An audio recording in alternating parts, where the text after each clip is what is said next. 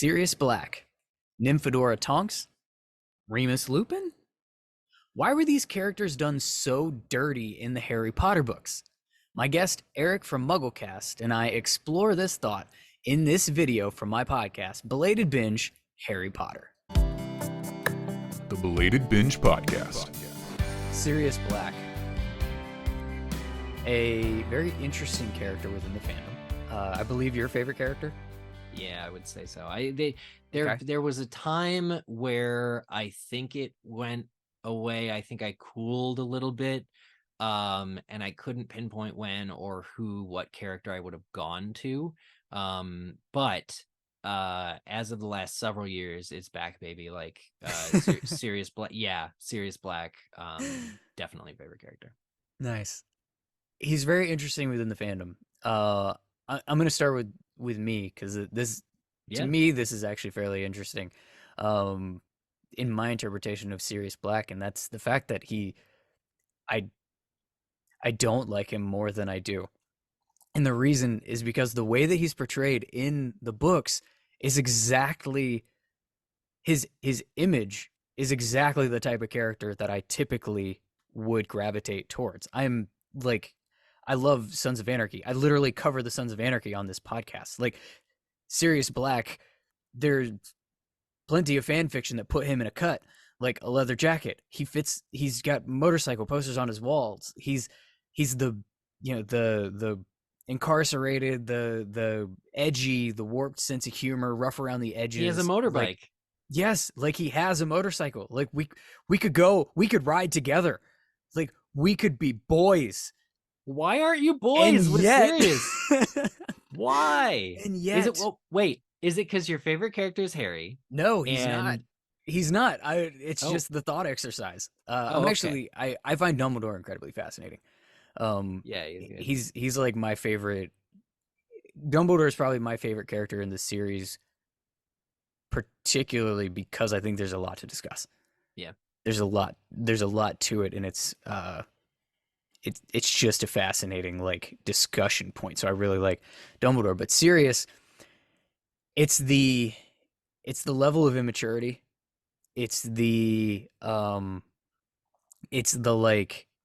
pettiness, particularly the pettiness towards Harry that he displays at points, particularly in like I'm harkening back to the thrill would have been what made it fun for James. Yeah. You know, this nonsense, like you're literally trying to take the child like into harm's way to get your own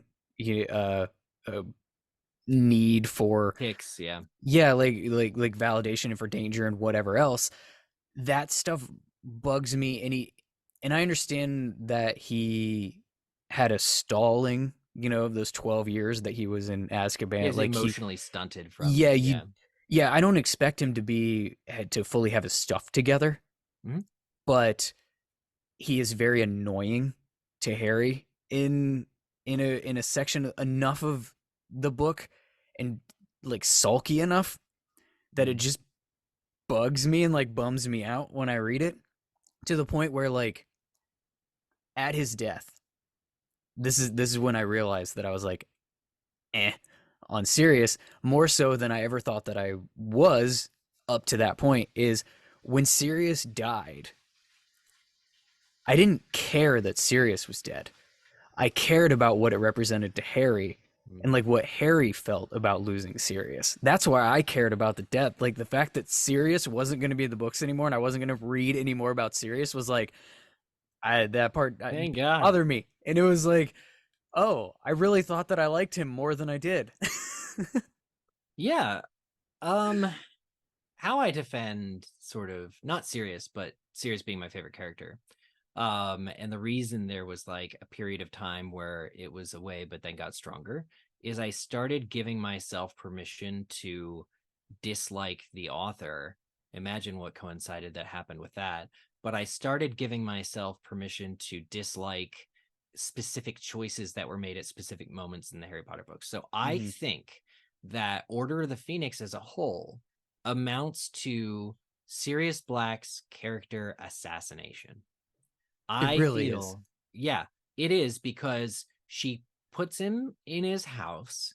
She coops him up for an entire year, makes him as restless as Harry is. So they're never going to get along because they're both suffering greatly due to circumstances of the plot. And then she murders him. And it's in front of Harry. And so he is the sacrificial goat that needs to exist so Harry can continue losing people close to him, so he can continue being on this hero's journey where you have to do everything on your own and you can't have any comfort. Yeah. But at the moment that we just covered on MuggleCast, where Sirius first mentions living with him, Harry living with him, it's this very touching. I beg you to reread it. It's it's a very touching scene. He's like, I don't know if anybody told you, but now that we're on this path to redemption here, and Peter's gonna, be turned in, and I'm gonna be a free man. I don't know if anybody ever told you I'm your godfather, and like, I understand if you want to like. And he's shy about it. He shuffles his feet, and he's like, I don't know if you want to leave. You want to stay with your aunt and uncle, yeah. Like, and then when Harry's like, the only thing Harry can do because his brain is exploding is going, "Are you insane?" And Sirius who's been accused of being insane by every major media publication for the last 13 years, is just like, of course, I thought you wouldn't want to. Like he expects it. He's let down, but like the glee when Harry says, "Of course, when can I move in? Do you have a place?"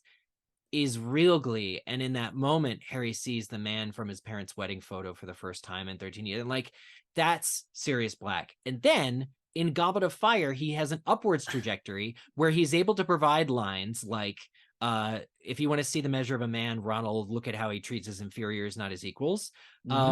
Perfect guidance. That is perfect Godfather guidance. And it's only in Order of the Phoenix when Molly Weasley, the world's biggest mother hen, has to come up with a reason for Harry not to trust him as much, that she comes up with, you see Harry as James, which is not untrue in some circumstances, but blown way the hell out of proportion every minute of the rest of that year. Yeah. It's to the point where the movieism is, nice one, James. Oh, I hate that so much. I hate that so much. Never would have happened in the books. Yeah. Never would have happened in the books, and because there's nuance there that gets buried. And so I really blame the author because Sirius had to die for the story of what the author wanted to do. But she plays with her food. Before she eats it, she makes him suffer. She makes him miserable to be around. Harry can't stand to be around him. Nobody can stand to be around Harry. And it's a poison that courses through the whole book. And so if your dislike of Sirius as a character is based on books 5 stuff, which how can it not be, right? Then I understand completely why you're chilled on the guy. But I think he had a hard life, and his character was not served, I think, by the plot of book 5. Before his death, his character was not served. But more than that, I would argue it's almost uncharacteristic the way he's portrayed in book 5 too. Not the man we were led to believe. I'm used to characters falling short. That's the part. And that's the part that I think was very illuminating in what you just said, because that was very much my feeling on Sirius Black. Was I liked him up until I didn't like him anymore, and then he died. And so I think it was because his most recent participation in the plot was so annoying that when he went, I was like, oh well, okay, moving on. Do you feel that way about Lupin? Lupin I enjoy, but obviously I have issues with in book 7. Not great. There's a lot of there's a lot of characters that I get turned off of throughout the series, and I hadn't really thought of it in that light before. But obviously it's because of the writing, but it's because of particularly how the writing went. Like Tonks, for instance. Tonks was awesome until she wasn't. Until she was piney and like completely She allows herself to be ruined, decimated by a, a foolishly date loving. rejection. Yeah, Yeah, like yeah, it's yeah. and I Rowling think didn't have to make her so weak. She was no, introduced as this strong, yeah, spunky young chick. yeah. So I guess I always thought of that as like, well, these are the characters, and this is why like I get annoyed by the characters. But really, if you break it down, I really liked Sirius up until book 5. Yeah, and look, So it's like it makes total sense. It's like actually don't like that part of the writing is kind no, of yeah, and but it's weird happened with the because character. there was a period of time where it was like every word J.K. Rowling ever wrote is sacred, Yeah, right? There was a period of time where a lot of people felt that way, yeah, and this whole death of the author thing that's like a common term in when discussing this is like and separation of art and artists, and but the death of the author is like once these books are published, we own them. Like the stories and the characters are ours to imagine new worlds or imagine better with, and that kind of that concept of that being the case. And Rowling's own flawed, you know, human, she's just a person. yeah. Really, at the end of the day, she's not a god. She's not a queen. She's just a person. So the choices that were made to serve the overall story and certain biases, like we talk about this on MuggleCast sometimes, how every girl that's feminine in the Harry Potter books is shunned. Every girl that is feminine but not or ultra feminine, like Mhm. Umbridge is sickly sweet, right? And has an obsession with pink. And any girl that is not a mother by the end of the books, and even some that are killed. Like Tonks is killed. And it's just like, why does Tonks's character have to revolve around a man at all? Why is Shouldn't. she paired with Lupin, who is not at all her age? And why would she get herself into a relationship where she's pining after this guy? And then why would he have a crisis of faith at the last minute? Because I think he's smarter to police his own emotions and have that freak out sooner. And it's like when you get into these little individual gripes, you can begin to form kind of these head canons, or you can begin to selectively ignore entire swaths of books. Like like for me, how I feel about certain characters, if it's informed by anything they did in book 7, I discount it. I don't actually, I never liked book 7. Hmm. And I, like a renegade, pretend or like try and forget it even existed. Like, and that's absurd as a Harry Potter fan, but like that's my opinion on it. It's Because I interesting. think that at that point the pressure was on, and I think that the author kind of caved, and she wrote a book that is coherent. Some people think, book 7 is their favorite. Great. Harry has a good arc. And that pays off well.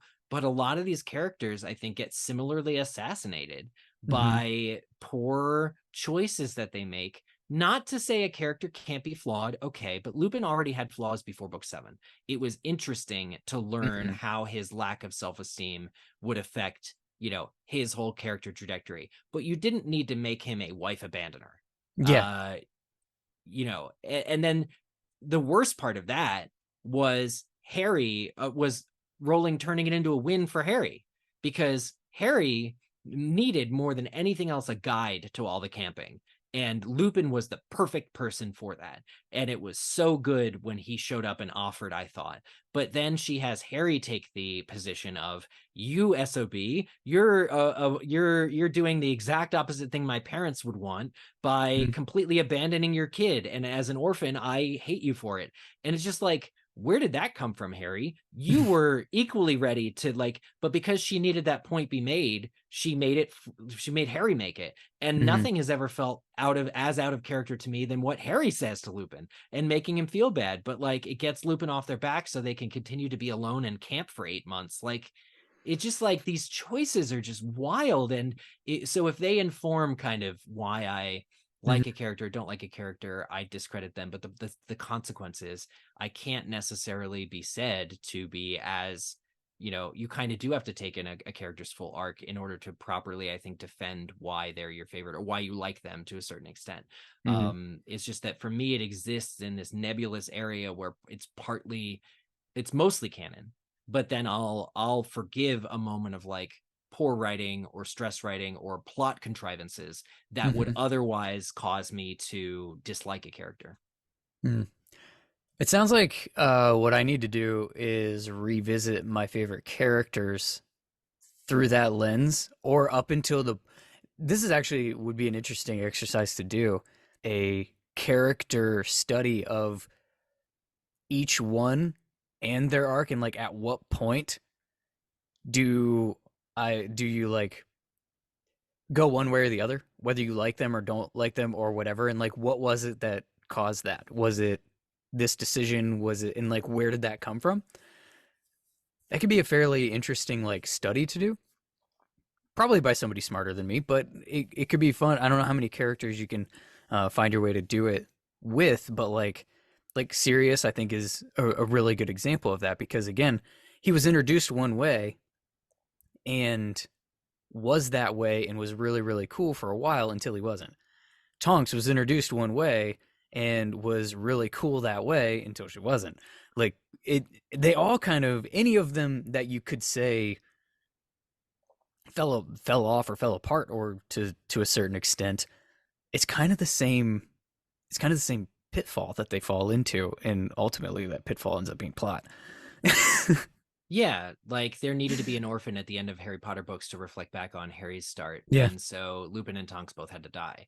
Yeah. So the idea that throughout all of Harry's 6th year, Tonks is suffering, and at the end of year 7, she dies, is not necessarily her fault as a character. No, it's not. And yeah, in real life, we all fall in love with somebody who's bad for us, or fall in love with somebody that we should. I mean, I'm not speaking from personal experience, of course not. You know, we all get involved with people we shouldn't be involved in, and we make terrible mistakes in love because we feel.